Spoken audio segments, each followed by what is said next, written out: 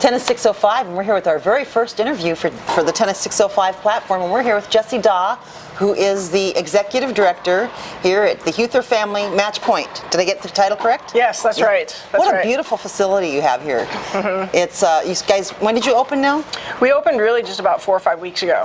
Well, it's been so exciting for all of us here in the Sioux Falls area to see the growth and how quickly it went up. Yes, yeah, I wasn't here from the start. I moved down in late December, but it's just been a really fun, fascinating process to watch. Well, and what a beautiful facility and a great opportunity for the growth of tennis in this area. Yes. Now, you moved down from Aberdeen, right? I did, yes. Now, let's back up a little further on how you got into the whole world of tennis. Okay. Now, at one point, you almost broke into the top 100 nationally ranking. Yeah, individually. in singles, yes. In singles. Yeah, as a junior player, I did. I grew up here in the Sioux Falls area and started playing tennis when I was around 9 or 10 years old. Just youngest of 6 kids, and I was bored that all my siblings had hobbies and I didn't, and so I started taking tennis lessons and just really enjoyed it. And so really kind of, probably 13, 14 years old, really started to focus on tennis a lot. And fell in love with the game. I did. And it's been very good to you, hasn't it? It has, wow, it's done so much for me. So I just feel so enriched because of how I've been able to use tennis to make connections with people. And, and now at this point in my life to become a part of this facility is just, it's just phenomenal for me, really. Yeah. Well, now, not only did you were 105th in singles, correct? Yes. And you made it. What was your ranking in doubles? Yeah, my highest national ranking in doubles was 20th. That's amazing. Yeah. From here in South Dakota, that's yeah. And people don't necessarily understand the quality of athleticism that we have here in South Dakota. Yeah. And facilities like this are just going to grow the opportunities more for the young players. Definitely. And tennis is such a great sport for kids, for everyone of all age, because it is a sport for a lifetime, and it's really a neat sport that connects people across generations. Oh, well, you have to be fit to play tennis. You do. There's just no way that you're going to go from the couch to being a top tennis player. Yeah, one of my favorite phrases is, before tennis is a hitting game, it's a moving game. Yes. You have to be able to move well and keep your body in balance, and so. And also, I took tennis. I'm not a tennis player. I can't profess to being one, but I did take it in college to learn how to play, and I took it for a grade. Okay. So I would have to work hard in it. Yes. I did get my A, but I was not a good enough player to go beyond that. But one of the things that I noticed is the fitness and the fluidity. It really helped with my coordination, and I felt I've never been a person of grace, but I felt a lot more graceful having gone through the tennis classes and playing. Yeah, and people can start at any age, and really some of the things that they're finding with even older adults, if they start to play tennis, we have transition equipment now that slows the game down quite a bit and makes it a lot easier for people to learn, whether you're talking about kids or older adults. But I may have to relearn. Yeah. And one of the things that's really great is just the cognitive impact that it can have with adults, with senior citizens. We want to make sure that seniors are maintaining, as much as possible their memories, and the physical activity can really help with that. And tennis is a great sport for that, because you're doing different things with your right hand and your left hand. So, and muscle memory has to help other memory as well. Oh, sure. And I never even thought about that aspect of it, but the cognitive training and the continued use of those cognitive skills would be invaluable. Exactly. For all of us that want to stave off those long-term diseases that we don't want to have. Right. So let's go back a little bit, Jessie, and talk a little bit. You played your tennis here in Sioux Falls. Which high school did you play for? I played for Lincoln High School. Okay. So.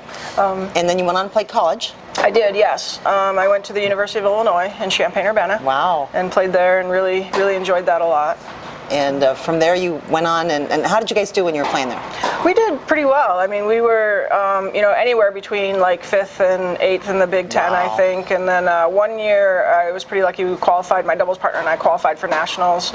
And so we were able to be kind of the first doubles team or singles player, first tennis players from the University of Illinois, men's or women's, to qualify for the national tournament. And wow. That was really neat. And, I just, beyond the tennis experiences, I mean, just the opportunity that it afforded me to get a really good education, and then it really helped spark my passion in sports psychology. Yes. So that is where I kind of had the groundwork for my interest in sports psychology, and I have my PhD in that area, and so it's really become something that's fed every next step of my career. Well, and sports psychology is a huge area, and it not only applies to sports, but excellence in any performance. Sure. Now, what are you doing now with your sports psychology training in terms of helping young athletes grow and develop? You know, my master's degree was really focused a lot more on performance enhancement with high-level players, but I realized when I was doing that research that a lot of the psychological performance issues that my athletes had, my tennis players had, and this was at the University of Idaho, were really a result of how sport was structured for them when they were younger. And so when I went on to get my PhD, I really focused on kind of the intermix between the psychological and the sociological. So what's happening within the culture, within the setting that we create for kids in sport, and that helps them then decide what their individual criteria of success are and how that influences their motivation. So there's a particular theoretical framework that all of this comes out of, but what I really try to do in terms of interfacing that with my practice, you know, as I'm a tennis instructor, is I'm always continually trying to get kids to focus on, you know, what is it that they can do to improve, and that we want to use that improvement as a primary measure of success. It doesn't matter what they're doing compared to other people on the court with them. You know, we want kids to develop a sense of competence in their ability to move and their ability to hit the ball. And when they do that, they tend to stay involved a little bit longer. So we are all about here maximizing opportunities for everyone. Sounds really, really interesting, and I'd love to get even more into that. But I did have an opportunity many years ago to meet with the sports psychologist for the U.S. England national soccer team. Oh, wow.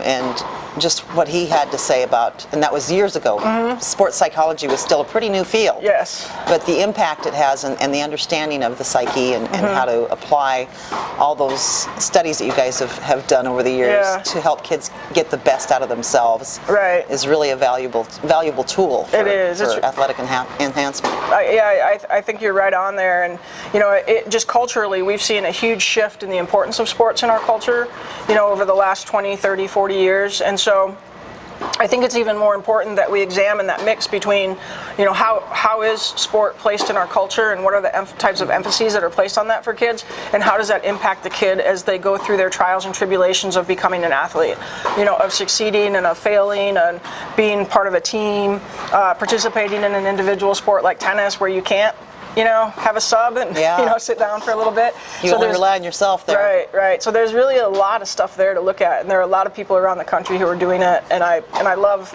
reading their research and doing my own research, and, you know, really trying to help maximize, you know, here specifically tennis opportunities for youth. Well, and one of the things that I've found interesting is a lot of places and a lot of sports psychologists I've heard criticize the U.S. youth sports for being too organized and not giving kids more opportunity for creative play in their sport. Right, and that's something that, you know, specifically within tennis, probably about 10 or 15 years ago on an international level, the U.S. was slow to embrace it, but there's been this move towards transition equipment and also games-based play. And so instead of like having kids line up and, you know, have to like shadow the perfect stroke before they get to hit the ball, instead we get them playing little games, and then a really skilled teacher, a really skilled instructor is going to go intermix with each kid as they need to, as they see that kid maybe needs to tweak something a little bit to have a little bit more success in that little game that they're playing. And so that really is an important thing. They're doing it in hockey, they're doing it in basketball, they're doing it in volleyball, and we're doing it in tennis now. So just little minor corrections that'll help them have better success. Yes. Well, that's wonderful. So tell me about how the whole facility here is running now. Yeah, we are up and running, and we're learning and growing every day, but things are off to a really good start. We've had couple, 4 or 5 college matches, one Division I match, and a few Division II matches, both men and women already. Yeah. And we've had some high school matches, a couple high school matches in here, and some teams practicing. We've had teams locally as well as Millbank, South Dakota came down to practice a couple days, and in North Dakota the girls play tennis in the spring, and the Wahpeton girls came down to practice one Sunday and get a lot of time on the court. And yeah, we've been reaching out and letting people know that, you know, we're open and we've got court space available, and we want to help people, you know, meet their tennis needs here, and also help, you know, new people new to the game come and enjoy and experience it. Well, how many courts are there here? We have 6 indoor courts. Wow. So that's amazing. Yeah. I did run into some of the University of Sioux Falls players that are down here getting ready for some practice sessions. Now and speaking of University of Sioux Falls, you also got the Northern State University program up and going again. I did. When it had been kind of defunct for a while. And what are some of the challenges for running a collegiate program? There are a lot of challenges. I mean, I had some previous college coaching experience both at the University of Idaho, and then that was assistant men's and women's coach as well as head coach at Illinois State University. And so those challenges were different than what I experienced at Northern State, primarily because of my roles. At Northern State, I was faculty member as well as a coach. And so when I started the program, I'd been on faculty for 5 years, and I took a teaching reduction to start the tennis program. And so those challenges, again, a little bit different. I'd say the common challenges between the Division I and Division II is recruiting. I mean, getting athletes to come to your school, you know, I mean, that becomes a foundation of your team. And so, you know, that takes a lot of time and a lot of energy, and, you know. You almost need somebody to do that for you full time, You almost do, yeah. That's your assistant's job, right? Yeah, right, exactly. So, Jessie, are there a lot of scholarships available for tennis?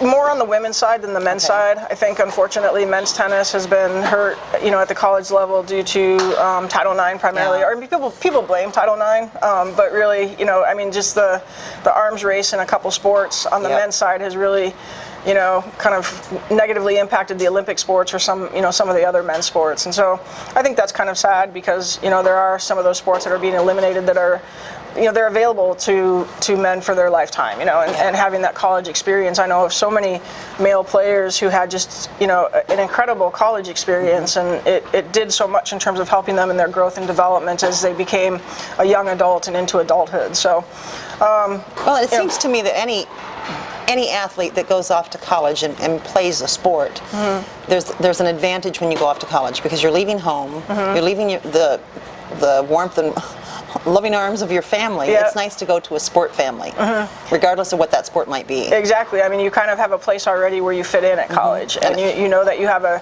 kind of a core group of people who you're going to see every day, and that you're a part of that group. Yeah, you have some people that you're accountable to, that are accountable to you, and you have that built-in family that helps with their collegiate success and their academic side as well. Exactly. So, well, we're really looking forward to seeing this. Now, how do the memberships work here? We are a public nonprofit facility, so you don't have to be a member to come out here and play. Everybody who comes to our facility is called a patron. And so we have our court rates are based on, you know, our basic patron rate. For individuals who do play more, they can upgrade and become a patron member, and in which case they would pay a monthly fee and then get a reduced court rate. And about just roughly, just saying on average, if someone were to play once a week, then it's about a wash to whether you pick up the patron membership or just stick with the basic patron rates. But there are a few other benefits with becoming a patron member as well. You can reserve courts a little bit farther out than a basic patron, and you can also house charge, where basic patrons pay as they use. So, well, and if you're a patron of tennis, why not support the facility? Exactly, exactly. And we have a nonprofit mission as well, and so even people who don't play once a week might choose to upgrade to a patron membership and help us with our nonprofit mission, which is to use tennis to reach out to underserved youth, and and use that to help with life skills enhancement as well as academic enrichment and things like that. So, and there are a couple of sports that have been perceived to be more upper middle class, upper income sports, golf and tennis being two of those sports.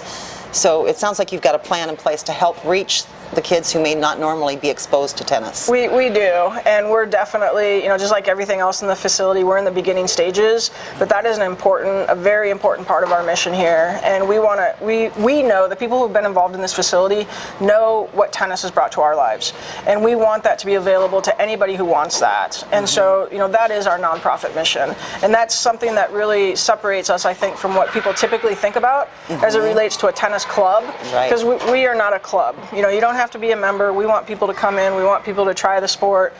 We have some, initial adult starter lessons to get people started inexpensively and quickly. It's called Quick Tennis, and we just have a variety of things to really try to serve everyone.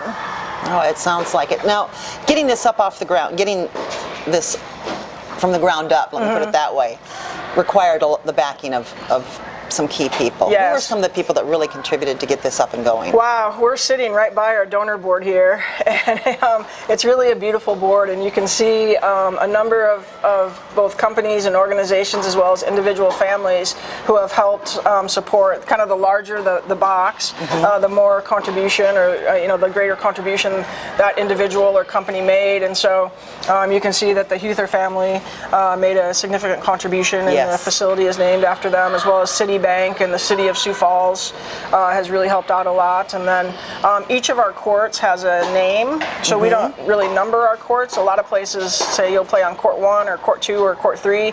Well, we're sitting in front of the city court, and so that's named obviously in recognition of city support.